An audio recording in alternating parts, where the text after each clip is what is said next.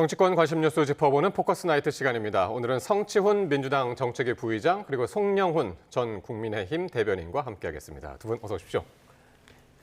오랜만에 뵙습니다. 두 분은. 반갑습니다. 자, 오늘 6월 임시국회 마지막 날인데요. 그래서 이제 국회가 31조 8천억 원 규모의 추가 경정 예산안을 의결을 할 예정입니다.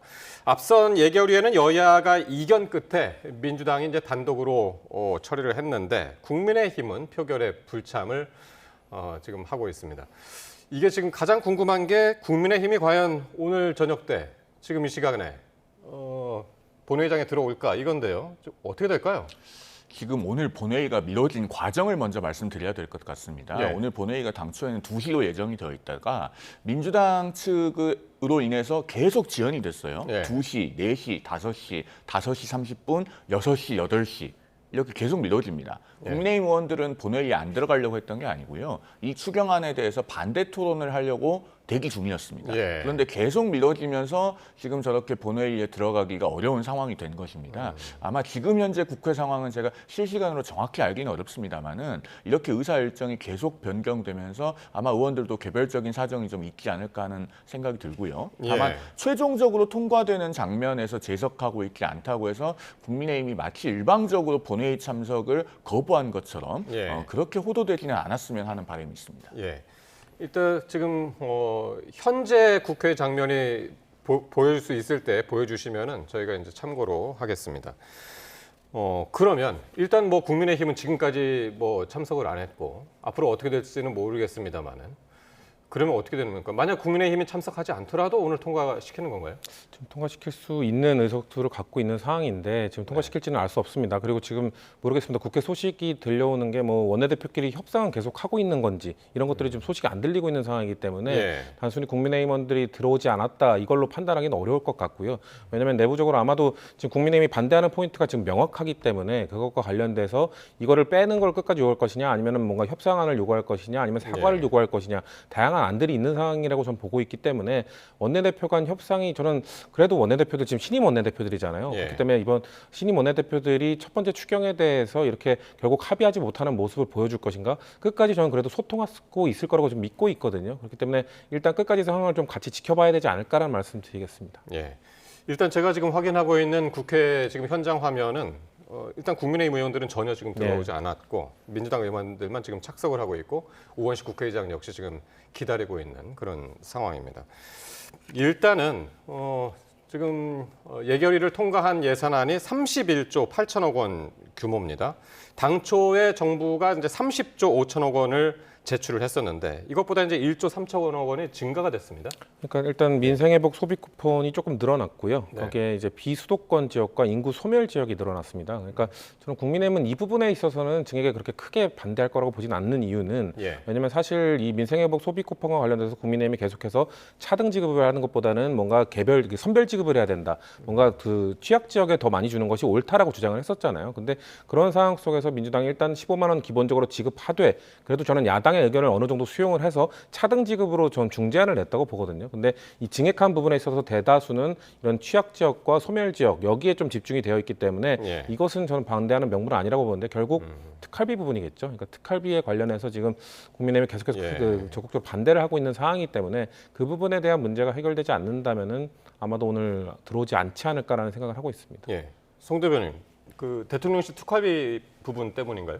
실제로 대통령실 특활비 부분은 중요한 이슈죠. 왜냐하면은 이렇게 말을 손바닥 뒤집듯이 야당일 때와 집권할 때가 선자리가 다르다고 말도 달라지고 행동도 180도 달라지는 것은 정치의 기본에 관한 문제입니다. 자, 작년에 민주당이 일방적으로 4조 원 예산을 삭감을 하면서 네. 대통령실 특활비를 전액 삭감을 했죠. 그 당시에 이재명 대통령은 민주당 대표 시절에 특활비 때문에 살림을 못한다는 것은 황당한 일이다. 또 박찬대 원내대표는 특활비를 깎는다고 해서 국정이 마비되지 않는다. 이렇게 이야기를 했습니다. 그런데 지금 집권한 지 한 달 만에 대통령실 특활비 부활해달라는 것 아닙니까? 그러면은 최소한의 사과와 책임 있는 조치에 대한 이행 약속 그리고 그것에 대한 실천 방안이 보장이 돼야 됩니다. 우상호 정무수석이 말 한마디 한다고 넘어갈 수 있는 문제는 아니거든요. 그러면은 이것에 대한 책임 있는 인사의 정확한 사과 그리고 그 당시에 민주당은 대통령실에 특활비 증빙이 들어오지 않는다고 그것을 예산 삭감의 명분으로 삼았는데 예. 그러면 이재명 정부에서는 대통령실 특활비에 대한 사용 증빙은 어떻게 정확하게 공개를 할 것인가, 그리고 그것을 무엇으로 보장할 것인가, 이런 것들에 대한 답이 있어야 됩니다. 현재까지는 납득할 만한 답이 있다고 보기가 어렵다고 생각됩니다. 예.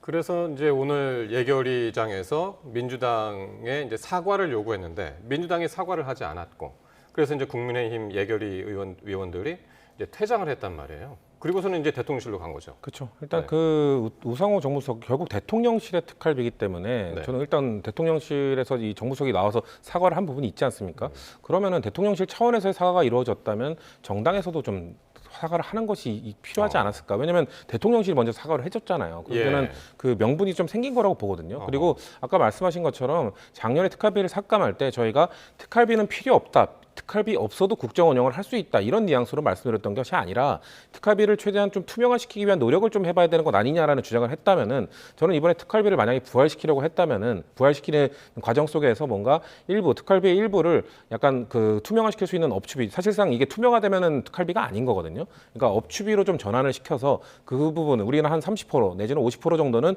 이걸 투명화시키기 위한 노력을 해보겠다라든지 좀 그런 의지를 좀 보여줬어야 작년에 삭감했던 좀 명분이 있었던 게 아닐까라는 생각을 하고 있거든요. 그렇기 때문에 그냥 일방적으로 이렇게 추가를 하고 뭔가 부활시키는 것보다는 작년에 우리가 왜 그걸 지적했고 우리는 그걸 해보기 위해서 어떤 노력을 할 것이고 이런 부수적인 설명들이 좀 있었어야 뭔가 예. 특활비를 확대하고 다시 부활시키고 할 때 야당에 대한 설득 명분이 되지 않았을까라는 아쉬움을 갖고 있습니다. 예, 역시 이제 성 부의장 역시 민주당 의원들이 예결위에서 이제 사과하지 않은 부분, 그 부분을 좀 지금 아쉬워하고 있는데, 근데 이 특활비 안에서도 지금 이제 야당뿐만이 아니라 민주당 내에서도 지금 특활비에 대해서 이견이 있었다면서요. 그쵸. 그래서 지금 이게 지금 본회의가 지금 지체가 되고 있다면서요. 맞습니다. 그게 이제 검찰 특활비 관련 부분인데요. 그러니까 예. 민주당 내부에서도 이 검찰 개혁에 대해서 좀 크게 강하게 목소리를 내고 계신 분들이 검찰 개혁이 전제되지 않는다면 특활비는 다시 부활시켜서는 안 된다라는 주장을 한 겁니다. 그래서 부대 의견으로 검찰 개혁이 완료된 이후에 집행할 수 있다라는 조건을 단 거거든요. 저는 아까 말씀드린 것도 여기에도 검찰에 대해서도 이렇게 조건을 건 것처럼 대통령실에 대한 특활비도 부활시키기 위해서는 아까 말씀드린 것처럼 투명화를 위한 노력을 위해 이렇게 하겠다라는 정도의 부대 의견이 달렸으면 좋지 않았을까라는 아쉬움이 있다는 겁니다. 예. 민주당의 부대 의견은요, 한마디로 말씀드리면은 뜨거운 아이스 아메리카노 또는 삼겹살 먹는 채식주의자 같은 겁니다. 왜냐하면은 지금 민주당이 법무부 특활비 중에 검찰 특활비 부분에 대해서 달겠다고 하는 부대 의견은요, 검찰개혁 입법이 완료된 뒤에 특활비를 집행한다, 이런 내용이거든요. 네. 그런데 민주당이 발의한 검찰 해체 4법 중에서요, 김용민 의원이 대표 발의한 검찰청법 폐기 법률안은 그냥 검찰청을 없애는 겁니다. 법안이 단 2줄이에요. 검찰청법을 폐지한다. 이 법은 공포 1년이 경과한 날부터 시행한다. 자, 이런 식으로 검찰을 없앤다고 하고, 그리고 검찰의 수사권을 통째로 뺏어서 완벽하게 경찰에게 넘기는 겁니다. 그러면은 그 특활비라고 하는 것이 무슨 의미가 있습니까? 왜냐하면 검찰 특활비라고 예. 하는 거는요, 굉장히 밀행성이 있는, 그러니까 용처를 정확하게 공개하기 어려운 마약 수사 등등 뭐 함정 수사 이런 예. 것에 쓰라고 만들어 둔 것입니다. 그러면은 수사권이 없어지고 기관이 머지않아 없어지는 마당에 그 법들을 만들고 나서 특활비를 쓰라, 무슨 의미가 있는 부대 의견인지 잘 모르겠습니다. 듣고 보니까 또 그러네요. 저는 그렇게 예. 생각하지 않고요. 일단 이 검찰 개혁을 주도하는 이 법무부 장관 후보자로 지명된 정성호 의원이 예. 검찰 해체라는 표현은 부적절하다고 말씀하셨습니다. 검찰을 분리하고 기능을 좀 분화시키는 거라고 설명을 했기 때문에 저는 정성호 의원이 그런 역할을 하실 거라고 봐요. 검찰 개혁 과정에 있어서. 그럼 분리가 되면 배정된 특활비를 또 분리해서 쓰면 가능한 그러니까 것이거든요. 지금 그 민주당 안에서는 공소청하고 중수청으로 나누는 거잖아요. 그렇죠. 그럼 검찰 특활비를 그렇게 나누면 나눌 된다? 가능성도 있고, 저는 나누는 과정 속에서 이거를 개혁안을 만드는 과정에서 그럼 예. 특활비는 어떻게 나눌 것인가 하고 얘기가 들어갈 거라고 저는 충분히 생각을 하고요. 그런 합리적인 차원에서 부대 의견을 단 것이기 때문에 저는 이거에 대해서 뭐 글쎄 뭐 사실상 그 특활비는 사라진 것 아니냐라는 거는 좀 부적절한 의견이라고 생각합니다. 예. 어쨌든 민주당 안에서의 이견이 있었는데 검찰 개혁 입법이 완료된 뒤에 특활비를 집행을 한다. 그런 부대 의견을 적는 쪽으로 해가지고 민주당 안에서는 그 이견이 봉합된 그런 상황입니다. 자, 그리고 이번 추경안에는요, 또 취약계층의 빚을 탕감해주는 내용도 담겨 있습니다. 하지만 이 빚을 성실하게 갚아온 사람들과의 형평성 논란이 일면서 반대 여론이 많았는데요. 오늘 이재명 대통령이 대전에서 타운홀 미팅을 하면서 관련 이야기를 했습니다. 한번 들어보겠습니다. 사회적으로 보면 정상적인 경제 활동을 못하는 상황이 발생합니다. 그러면 손실이죠. 정부 입장에서 보면. 그래서 이런 걸 그냥 방치하는 게 과연 옳으냐라는 것 때문에 차라리 못 갚는 게 확실한 거는 탕감해버리자. 싹 정리해버리자. 이게 모두에게 좋아요, 사실. 갚을 능력이 되는데 7년 지나면 탕감해 줄지 모르니까 신용불량으로 7년 살아보시겠습니까? 압류당하고 경매당하고 통장 거래도 못하고 신용불량 등재돼가지고 은행에 거래도 안 되고 월급이나 일당 보수를 못 받으니까 알바도 못하는 삶을 7년 살아보시겠습니까? 네. 자, 오늘 충청 지역 타운홀 미팅에서 소액 장기 연체자의 이제 빚을 탕감해줘야 하는 그 이유를 설명하는 데만 14분을 할애를 했습니다. 그러니까 이 대통령이 이렇게 얘기를 했습니다. 이 얘기하려고 대전에 왔다고 할 정도로 작심하고 이야기를 꺼냈는데 그만큼 지금 여론이 좋지 않다 이렇게 보는 걸까요? 그렇죠. 뭐 여론에 좋지 않다기보다는 예. 국민에 대한 설득이 좀 더 필요하다고 그 필요성을 느끼신 걸로 보고요. 왜냐면은 이게 이 취약계층 탕감을 해주는 것이 저희 뭐 진보 진영의 오랜 뭐 아젠다 이런 것도 아니거든요. 사실 보수 진영, 보수 정권 때도 했던 정책이에요. 그러니까 박근혜 정부 때도 대선 공약으로 이걸 내세웠었고 실제 국민행복기금이라는 걸 운영을 하면서 서민들의 빚을 탕감해주는 정책을 추진했던 바가 있습니다. 물론 그때와 지금의 또 방식이나 규모 면에서 차이가 있을 수 있죠. 근데 지금 2025년에 자영업자와 관련된 모든 수치들이 예. 역대 최악을 지금 달리고 있습니다. 작년에 폐업한 자영업자만 100만 명이 넘어서고 있고 올해 기준으로도 자영업자들의 거의 40%가 거의 3년 안에 다 폐업을 하고 있는 상황이거든요. 이런 상황 속에서 자영업자들이 무조건 다 폐업을 하는 것보다는 최대한 살릴 수 있는 사람들을 좀 살려야 되는 것 아니겠냐라는 이재명 대통령의 좀 의지가 있었던 걸로 보이고 대신에 그래서 역차별 아니냐는 논란이 계속 있었거든요. 예. 왜냐하면 성실하게 갚았던 사람들은 그럼 바보냐 이런 주장들도 있었기 때문에 그럼 성실하게 갚았던 사람들에 대한 세제 혜택 이런 것들도 충분히 추가적으로 고려하겠다는 말씀을 보여주신 거기 때문에 국민들께서 느끼시기에 이거 그냥 빚 안 갚은 사람들 탕감해 준 거 괜찮은 거야라고 생각하실 수 있습니다만 예. 좀 구체적인 설명을 통해서 국민들을 설득하기 위한 노력을 보여주신 거다라고 봐주시면 좋을 것 같습니다. 예. 오늘 이재명 대통령 얘기는 어떻게 들으셨나요? 사실 그 장기 연체자에 대한 빚 탕감 문제는요. 공감이 되는 측면이 없지 않습니다. 왜냐하면 7년 이상 이렇게 연체가 되면은 그 연체한 분들도 굉장히 많은 고통이 있을 거고 또 현실적으로 이게 부실 채권에 해당해서 회수 가능성도 그렇게 높지 않습니다. 그런 점에서 이분들의 경제 활동을 다시 시작할 수 있도록 돕는 차원에서 탕감을 한다는 것이 반드시 부당하다고만 보기는 어려워요. 다만 세 가지 짚어볼 점이 있죠. 첫째로 이런 걸 함으로써 도덕적 해이가 야기되진 않겠는가. 여기에 대해서는 구체적인 대안이 뒤따라야 되는데 사실 잘 보이지 않습니다. 그다음에 두 번째로 채무의 원인을 불문해도 되는가 하는 문제가 있어요. 예를 들면은 도박이라든가 혹은 불법행위라든가 이런 것들을 통해서 채무가 생겼는데 그게 장기 연체되고 나서 이렇게 탕감을 받아도 되는 것인가. 사실은 예. 그런 경우는 회생이나 파산을 하더라도 채무의 원인에 문제가 있으면 잘 안 되는 경우가 많거든요. 이게 바람직한지는 좀 따져봐야 될 문제고 예. 그다음에 무엇보다도 이 재원 조달에 있어서 은행의 팔을 비틀어서 해도 되느냐의 문제가 있습니다. 지금 절반 정도의 재원은 사실상 은행권에서 내는 것 아니겠습니까? 그런데 이재명 대통령은 이런 정책을 앞으로 더 확대할 거라고 얘기를 해요. 그러면은 이것이 관치금융은 아닌가? 그다음에 은행 건전성에는 영향이 없는가? 이런 부분들에 대해서 세심하게 따져볼 부분이 있기 때문에 일단 이미 시행한 것은 그렇다 치더라도 앞으로 확대한다면은 굉장히 많은 논의와 정교한 접근이 뒤따라야 될 거라고 생각을 합니다. 예. 저는 지적하신 부분이 명확하고 필요한 부분이라고 생각을 해요. 그래서 사실 이 정책이 처음 나왔을 때, 과거에 나왔을 때도 늘 도덕적 해이 부분을 어떻게 할 것인가. 정확히 그럼 7년 동안 정말 성실하게 노력을 했는데 빚을 안 갚은 사람과 정말 불성실하게 임하면서 안 갚은 사람 이걸 구분할 줄 알아야 되거든요. 근데 그걸 명확히 구분할 수 있는가 이런 거에 대한 문제적인 늘 있어 왔거든요. 그런데 과거에 그런 걸 몇 차례 해하면서 나름의 그래도 국가기관의 노하우가 어느 정도로 축적이 됐다고 보기 때문에 이번에 좀 더 그 기준을 명확히 해야 된다든지 아니면 좀 더 보수적으로 해야 된다든지 예. 그런 야당에서 그런 요구들을 해줄 수 있다. 그게 야당이 해야 되는 역할이라고 보고요. 그리고 은행도 마찬가지입니다. 은행에 대한 단순히 그냥 은행의 팔을 비트는 것이 아니라 이렇게 참여를 해주면서 빚을 탕감하는데 일조해주는 은행에 대해서는 저는 뭐 다양한 혜택들이나 이런 것들을 통해서 인센티브를 통해서 그들이 좀 자발적으로 참여할 수 있는 그런 루트들도 좀 열어줘야 된다고 생각합니다. 예.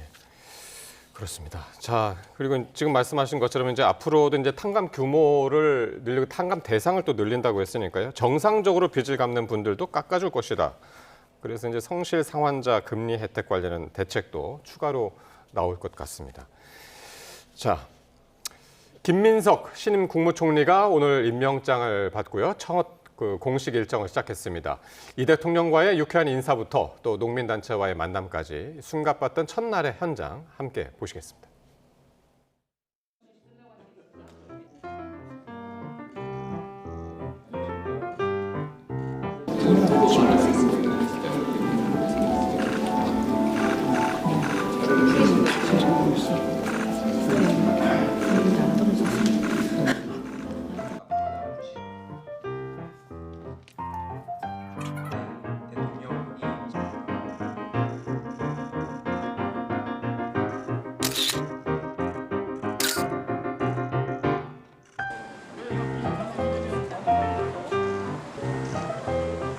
송미령 장관이 다시 유임되는 데서 경악을 금치 못할 정도로 거부권을 건의했던 장관인데 아니 우리가 당했던 그 정책들을 똑같이 가려고 하나? 그런 의구심이 본질적으로 그건 아닌 것 같아요. 그건 아니라고 저는 확실하게 말씀드릴 수 있는 것이 국민들과도 한번 타운홀 미팅을 해. 근데 제가 또 집이 없잖아요. 근데 이번에 이 또 총리 공관 근사대로 제가 들어가요. 제가 거기서 초대해도 좋고.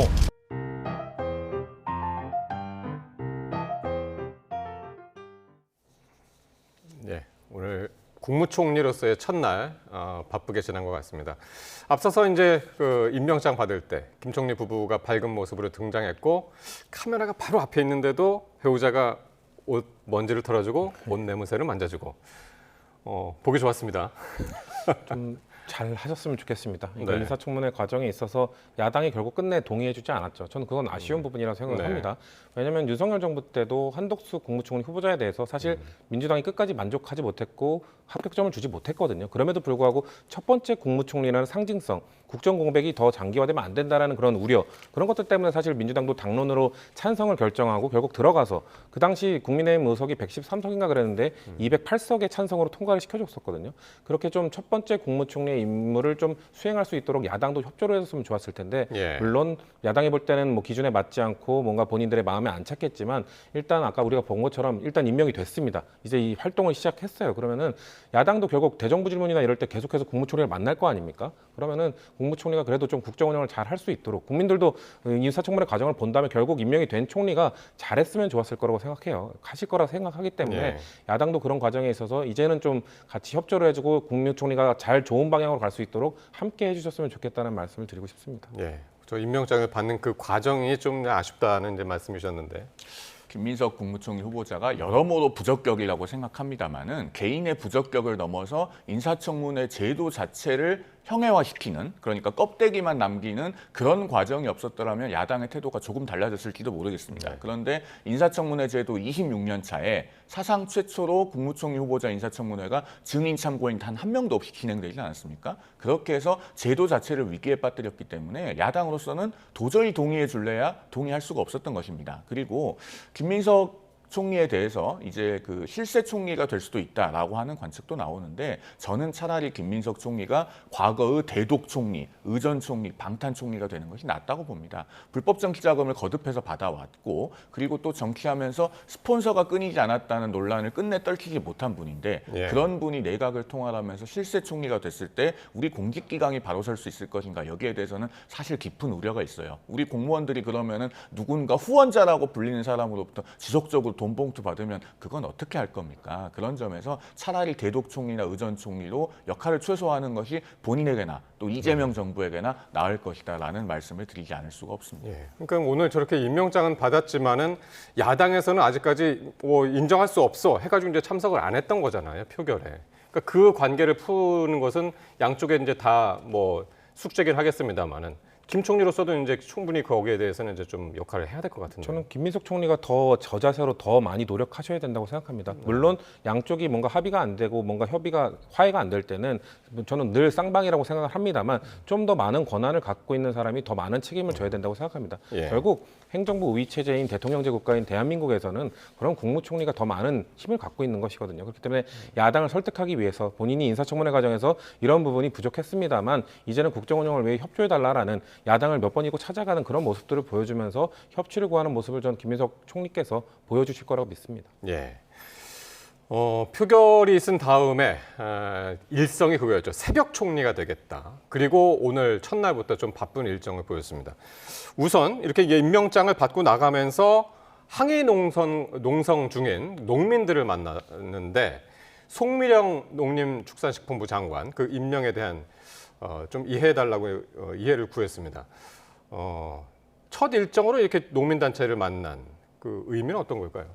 아무래도 지금 송미령 장관이 윤석열 정부 때 임명이 된 장관이고 그리고 예. 농민들의 마음에 그 당시 상처를 줬던 것도 사실입니다. 근데 그럼에도 불구하고 이재명 대통령이 송미령 장관을 유임시킨 이유는 일단 정책, 업무 파악 능력이 어느 장관보다도 뛰어나다고 판단을 하신 것 같고 그리고 본인의 소신, 이 송미령 장관의 소신도 있을 텐데 사실 대통령제 국가에서 국무위원은 본인의 소신을 펼치기가 참 어렵거든요. 왜냐하면 대통령이 임면권, 그러니까 자를 수 있는 권한까지 갖고 있기 때문에 대통령과 다른 방향으로 부처를 운영하게 되면 결국 다른 사람을 임명하게 됩니다. 그렇기 때문에 송미령 장관이 본인의 소신을 좀 굽혀가면서 바꿔가면서까지 대통령의 철학을 국정 운영에 반영해 줄 수 있겠는가라는 아마 질문을 하신 걸로 보여지고 예. 그걸 수긍했기 때문에 지금 유임을 시킨 거거든요. 근데 예. 그럼에도 불구하고 농민분들이 느낄 때는 과거에 받았던 상처가 사라지지 않는 거죠. 송미령 장관이 다시 농민들을 위한 정책을 농민들이 원하는 정책을 해준다고 하더라도 예. 과거에 분명 상처를 받았기 때문에 그거에 대한 좀 진심 어린 사과와 좀 진정성 있는 모습들을 좀 더 보여달라고 전 지금 항의를 하고 계시다고 보거든요. 예. 그렇기 때문에 아까 말씀하신 것처럼 뭐 대통령이 만나는 것도 좋지만 송미령 장관이 좀 더 전 적극적으로 찾아가서 저분들께 뭐 혼날 거 혼나고 사과할 거 사과하는 모습들을 보여주는 것이 본인을 유임시켜준 대통령의 부담을 덜어주는 길이 아닐까라고 생각합니다. 예. 어떻게 뭐 처음에는 이제 송미령 장관 스스로 이 문제를 좀 해결해라. 그러면서 이제 과제를 주는 듯 했었는데 어쨌든 총리도 지금 나서고 대통령도 나서고 어제 로버트 태권부의 얘기도 뭐 인사 관련해 가지고 했습니다만은 잘 설득이 될까요? 어떻게 보십니까? 저 부분에 대해서는 굉장히 세심하게 접근해야 됩니다. 왜냐하면은 농민단체가 표면적으로는 송미령 장관에 대한 유임 재고를 요구하고 있지만 사실은 이미 유임이 발표된 마당에 다시 물러날 가능성이 없다는 것은 스스로 잘 알고 있을 겁니다. 그런데도 불구하고 지금 2주 이내에 농민들의 의견을 수렴하는 간담회를 열어달라. 또 이재명 대통령과의 타운홀 미팅도 갖게 해달라라고 요구하는 배경에는 결국에는 이른바 농업사법을 수정하지 말고 원래의 민주당 안대로 추진해달라라고 하는 농민단체의 강력한 요구가 그 함의에 포함되어 있다고 봅니다. 특히나 진보당과 그 일선 지역에서 매우 밀접하게 결합되어 있는 전농의 요구사항이 굉장히 강할 거라고 봐요, 저는. 그런데 지금 송미령 장관 측에서 나오고 있는 이야기나 또 민주당 일부 의원들이 발의한 법안을 보면은 예. 이 농업사법을 일부 수정해서 쌀 재배 면적을 감축하는 계획을 수립해서 시행을 하고 조건부로 남는 쌀을 사주는 그런 법안들을 추진하겠다는 것 아닙니까? 그런데 농민단체는 그런 조건을 붙이지 말고 원한 그대로 남는 쌀을 모두 사달라 이렇게 요구할 가능성이 있습니다. 그러면 그 요구사항을 다 들어주기 시작하면은 우리 국가 재정에 미칠 영향이 얼마나 클지 가늠조차 안 돼요. 이런 부분에 대해서는 굉장히 신중한 접근이 필요하고 갈등을 해결하고 조정하는 데에 대한 정교한 접근이 요구됩니다. 특히나 정치인 출신 총리가 과욕을 부려서 무리한 요구사항을 들어주는 일이 없길 바란다라는 그런 그 걱정의 말씀을 아울러 드립니다. 예. 자, 오늘 또 새롭게 임기를 시작한 사람들이 있죠. 주요 지검장들인데요. 오늘 취임사를 통해서 검찰이 반성하고 또 바뀌어야 한다. 그런 목소리를 일제히 냈습니다. 관련 발언들 한번 들어보시겠습니다. 중앙지검 구성원들과 합심해서 법과 원칙에 따라서 검찰에 주어진 소임을 제대로 또 바르게 수행해 나가도록 하겠습니다. 국민으로부터 신뢰받는 검찰이 되도록 노력해 나가도록 하겠습니다. 대통령님 말씀에 대해서 가타부타 말씀드리는 것은 공직자 예가 아닌 것 같습니다. 검찰 개혁이 당해야 될 지금 수술대 위에 놓인 상황이라서 그런 것에 대해서 이제 바뀐 모습을 보여주지 않으면 검찰은 정말 해체에 가까운 개혁을 당하지 않을까 생각하고 있습니다. 저희 검찰이 지금까지 말이 못했기 때문에 국민들한테 불신을 받았다고 생각지는 않습니다. 말은 많았었고요. 말을 실천하는 행동이 필요할 때이기 때문에 실천으로 보여드리고자 합니다. 오늘 그러니까 출근길에 지금 발언들 들어보셨습니다만 오늘 그 취임사를 통해서도 일제히 더 강도 높은 검찰의 개혁에 대한 그런 이야기들을 했습니다. 정부가 추진할 검찰 개혁에 대해서 검찰 수뇌부가 이렇게 공개적으로 반성 그리고 변화를 강조한 건데 어떻게 들으셨나요? 당연한 수순이라고 봅니다. 왜냐하면 지금 사실 윤석열 정부에서 검찰의 신뢰는 거의 바닥으로 떨어졌다고 좀 보거든요. 왜냐하면 특히나 최근에 있었던 이 도이치모터스 주가 조작 의혹에 대한 재수사가 들어간 이후에 새로운 증거들, 뭐 결정적 증거들이 나오는 것들을 보면서 국민들이 느끼시기에 아니 이 증거는 왜 이제와 나오는 거지? 과거에 누가 막았던 것은 아닌가? 이런 의혹들을 가질 수밖에 없거든요. 근데 그때 뭔가 검찰이 했던 역할들은 전부 김건희 여사와 관련된 수사들을 전부 지연시키거나 아니면 불기소하거나 이런 쪽으로 검찰의 권력을 행사했단 말이죠.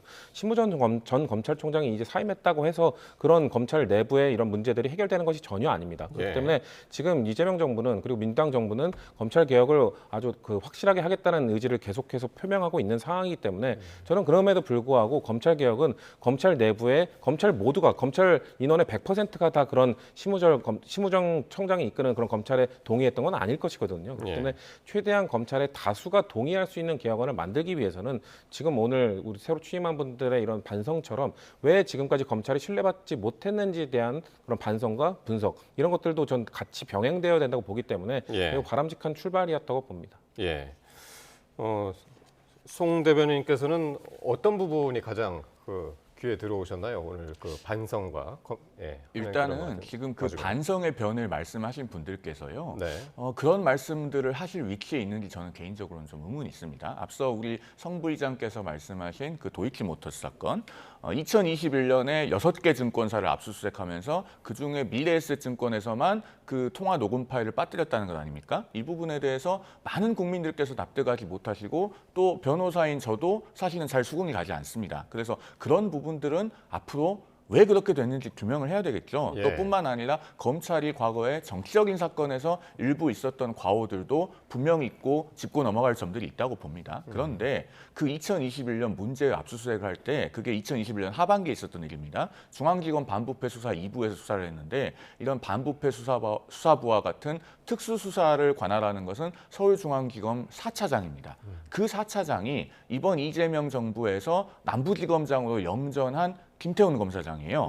그 당시에 수사 지휘를 어떻게 했길래 그런 녹음 파일은 확보하지 못하고 부실한 수사가 있었는가? 이것에 대해서 사실은 오히려 진상규명의 대상이 되어야 될 수도 있는 분인데 정작 이 정부에서 영전을 하고 오늘 본인도 본연의 역할로 돌아가 소임을 다하는 것 외에 신뢰를 되찾는 지름길이 없다. 이런 말씀을 하셨단 말이에요. 그러니까 이재명 정부가 추구하는 검찰 개혁이라고 하는 것이 저는 도대체 뭔지 잘 모르겠습니다. 검사의 수사권을 빼앗아서 전부 다 경찰로 넘기는 것. 그렇게 해서 일반 국민의 사건 처리는 훨씬 더 오래 걸리고 복잡해지는 것이 진정한 의미의 검찰 개혁은 아니거든요. 아마 뒤에 가서 더 말씀드리겠지만 정말로 국민을 중심에 놓고 형사사법 시스템을 디자인하는 것이 옳다라는 말씀을 드립니다. 그러니까 이번에 검찰 인사를 놓고 상당히 이제 조국 혁신당에서 특히나 이제 반대 입장을 많이 냈었죠.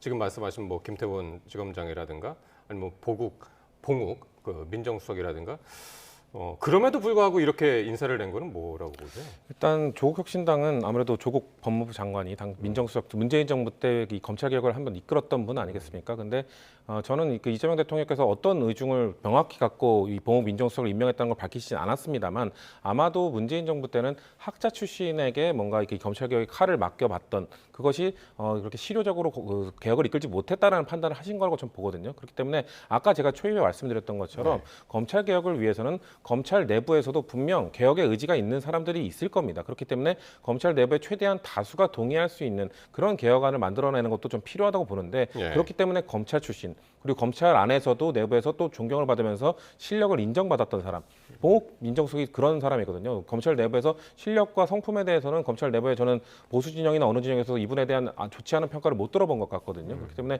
이렇게 검찰 내부에서도 좀 인정을 받는 사람과 함께 그리고 저는 아까 또 다른 이슈 때 잠깐 말씀드렸던 정성호 그 법무부 장관 후보 지명자 이 사람 역시 그 민주당 내에서도 이재명 대통령의 이 검찰 개혁 의지와 내용을 명확하게 파악을 하고 있으면서도 매우 합리적인 분으로 평가를 받는 분이거든요. 합리적인 분이라는 건 결국 다양한 의견을 수렴하면서 그런 것들을 녹여낼 수 있는 능력을 가진 분이라고 보기 때문에 저는 조국 혁신당의 그런 반대 의견도 있을 수 있습니다만 그런 부분들은 정성호 이 법무부 장관 지명자가 저는 그런 것들을 최대한 이 검찰 개혁에 같이 녹여낼 수 있도록 좀 노력을 하시는 그런 역할을 할 거라고 보기 때문에 어떤 개혁안을 내는지 그 개혁안을 보고 조금 평가를 해줬으면 좋겠다. 지금 반대하는 야당 그리고 뭐 그 조국 혁신당뿐만 아니라 국민의힘에게도 조금 안을 보고 같이 그럼 안을 보고 같이 논의했으면 좋겠다. 검찰 개혁 하지 말자가 아니라 그럼 어떤 방향으로 하는 게 좋겠다는지 B안을 갖고 오든 C안을 갖고 오든 그거를 두고 같이 국민들을 대상으로 설득을 하는 과정을 같이 해봤으면 좋겠다는 말씀을 저는 드리고 싶습니다.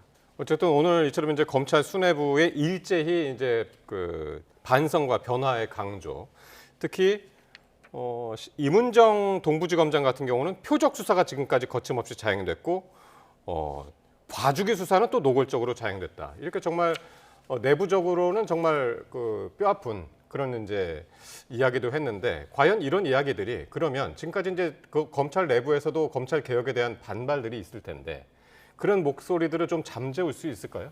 저는 그렇지 않을 거라고 봅니다. 왜냐하면 네. 이문정 신임 동부지검장도 검찰 내부에서 논란이 많은 분이죠. 대표적으로 그 2011년에 있었던 한명숙 전 총리의 불법 정치자금 수수 사건, 대법원 전원합의체에서 적어도 3억 원의 불법 정치자금은 받았다는 것이 대법관 전원일치로 인정된 사건입니다. 그리고 당시에 그 건설업자가 준 수표가 한명숙 전 총리 동생의 전세자금에 사용된 그 수표 기록이 나왔잖아요. 그래서 유죄가 된 사건인데 당시 사건의 수사검사가 이른바 모해 위증을 조사했다는 의혹에 대해서 끝까지 감찰을 하거나 뭔가 이렇게 기소를 하려고 앞장섰던 분이 이문정 검사장이잖아요. 그렇기 때문에 내부에서 논란이 많은 분인데 마치 본인만 어떤 개혁의 주체이고 양심적인 검사장인 것처럼 그렇게 언론에 코멘트를 하시는 것은 사실 검찰 내부에서 구성원들의 광범위한 동의를 받기는 어렵다고 봅니다. 다시 네. 근데 검찰 내부의 그 반발의 목소리가 지금 겉으로 그렇게 막 도드라지진 않잖아요. 지금. 아니, 나오고 있죠. 예를 들면 수원지검의 장진영 부장검사 같은 경우는 네. 그 이문정 검사가 검사장으로 임명이 되고 나서 내부통신망에 이런 글을 올렸습니다. 검사가 피해자의 고통과 절망을 대신해야 한다면서 검사의 직을 걸려고 했던 임 검사장님이 2020년 수사권 조정 이후 수많은 피해자들이 사건 지연과 불편하고 복잡한 절차들로 불편을 겪고 고통을 받고 있음에도 이에 대하여 단 한마디의 의미 있는 발언을 한 바가 없다. 예. 이렇게 비판하는 글을 올렸어요. 실제로 2020년 검경 수사권 조정이 시행되고 나서 첫 해에는 그 검찰이 수사가 미진하니까 경찰 보고 다시 해오라고 하는 보안 수사 요구 비율이 4.6%였습니다. 작년에는 13.4%로 2.9배나 늘어났거든요. 네. 그러니까 우리 경찰은 여전히 복잡한 사건들의 처리 노하우가 축적되지 않고 있고 그만큼 국민들에 대한 사건 처리가 오래 걸리고 있다는 겁니다. 네, 그렇군요. 제가 뭐 이문정 검사에 대한 뭐 개인적 평가나 뭐 연이 없기 때문에 그런 건 모릅니다만 저는 검찰 내부에 분명히 파벌이나 이런 건 존재한다고 보고 있고 근데 이문정 검사가 제가 알기로는 그렇게 그 주류의 길을 거기 걸어보지 못한 사람으로 알고 있거든요. 왜냐하면 문재인 정부 때도 그렇게 주주로 올라서지 못했었고 윤석열 정부 때는 더더욱 비주류로서 활동을 했었기 때문에 그렇기 때문에 저는 이 검찰 내부에 존재하고 있는 이 주류 세력 아니면은 주요 개파 세력들로부터 그렇게 좋은 평가나 좋은 관계를 유지하지 못했을 거라고 봐요. 그렇기 때문에 그런 내부의 글 당연히 누군가가 올라갔을 때는 그런 비판글도 올라올 수는 있습니다만은 저는 이런 임명을 하는 과정에서 승진을 하는 과정에서 이런 검찰개혁 인사를 주도했던 이 대통령실의 대통령이나 이런 사람들이 그런 걸 모르고 하진 않았을 거다라고 생각합니다. 네. 어쨌든 검찰 개혁에 대한 시동은 걸렸고요. 그 검찰 개혁의 속도에 대해서는 그런데 당정 간에 좀 온도차가 있는 것 같은데 이재명 대통령은 그 어제 얘기하기로 추석 전까지 얼개는 만들어질 거다라고 했습니다. 근데 여기에 대한 정말 해석이 좀 다양합니다. 이게 속도전에 힘을 실어준 건가? 아니면 조금 뭐 정성호 후보자처럼 그런 신중론에 좀 여지를 둔 건가? 어떻게 해석을 하시나요? 근본적으로요. 이른바 검찰 개혁이라고 하는 수사와 기소의 분리, 네. 사실은 검사의 수사권을 완전히 뺏는 검수완박 시즌2라고 봐야 됩니다. 이거를 군사작전 하듯이 아주 짧은 시한을 정해놓고 하면 안 된다고 생각해요. 왜냐하면은 형사사법 시스템이라고 하는 것은 우리 국민 전체가 영향을 받는 겁니다. 이미 2020년 검경 수사권 조정으로 제가 앞서 말씀드렸듯이 사건들이 제대로 빠르게 처리되지 않고 있어요. 통계를 하나만 더 말씀드리면 이 수사권 조정이 시행되기 전에 2019년 4월부터 6월까지는요. 평균 사건 처리 기간이 313.5일이었습니다. 그런데 4년이 지나서 2023년 4월부터 6월까지는 484.2일로 1.5배가 늘어나요. 그렇게 시스템을 잘못 디자인하면 우리 국민 전체가 영향을 받습니다. 그런데 민주당 의원들이 지금 발의해놓은 검찰 해체 4법을 보면은요, 거기에 형사소송법 개정안은 안 들어있어요. 아무도 발의하지 않았습니다. 그런데 우리 형사소송법은 검사를 수사 주체로 상정하고 있기 때문에 검사에 관한 조문이 굉장히 많아요. 그건 그렇다 치더라도 검사뿐만이 아니라 검찰에 관한 그 언급도 65회나 나옵니다. 그런데 형사소송법은 그대로 두면서 검찰청법만 그냥 덜렁 폐지하자는 겁니다. 예. 이런 식으로 형사사법 시스템을 바꾸면은 정말로 큰 혼란이 일어날 수밖에 없습니다. 예. 수석이라고 하는 시한을 못 박는 것 대단히 부적절하다고 생각됩니다. 충분한 논의가 필요하다라는 그런 말씀이셨는데. 저는 대통령께서 얼개라는 표현을 쓰신 것 자체가 예. 그때까지 무조건 완료하라는 게 아니라 일단 얼개라는 건 국민들께 그럼 검찰개혁 어떻게 하겠다는지를 그림은 보여드려야 되는 건 아니겠느냐 이 의지를 보여주신 거라고 생각하거든요. 예. 그러니까 검찰개혁안을 만들더라도 그림을 그리더라도 국민들을 설득하고 최종 통과시킬 때까지의 시간은 조금 더 써도 된다라는 전 메시지로 저는 읽었기 때문에